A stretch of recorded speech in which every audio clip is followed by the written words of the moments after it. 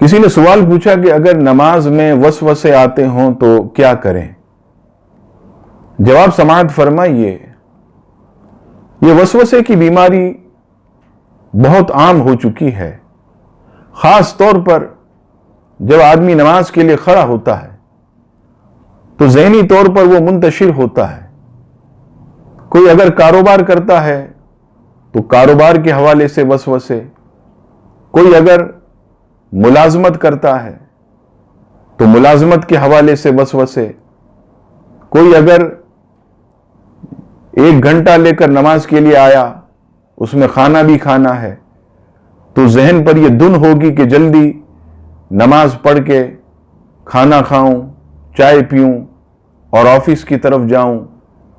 اس کے علاوہ برے وسوسے بھی نماز کے اندر مسلمانوں کو پریشان کرتے ہیں۔ تو اس کا ایک بہترین حل یہ ہے کہ جب بھی آپ نماز شروع کریں تو اللہ اکبر یعنی تکبیر تحریمہ کہنے سے پہلے 10 مرتبہ پڑھیں اعوذ باللہ من الشیطان الرجیم، اعوذ باللہ من الشیطان الرجیم 10 مرتبہ پڑھ کر آپ پھر جو ہے نماز شروع کریں تو انشاءاللہ پوری نماز میں وسوسے نہیں آئیں گے۔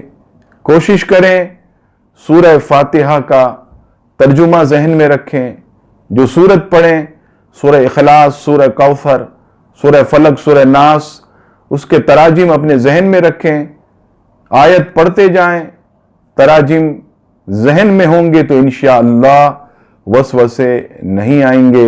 اللہ تعالی ہم سب کو شیطانی وسوسوں سے محفوظ فرمائے، آمین۔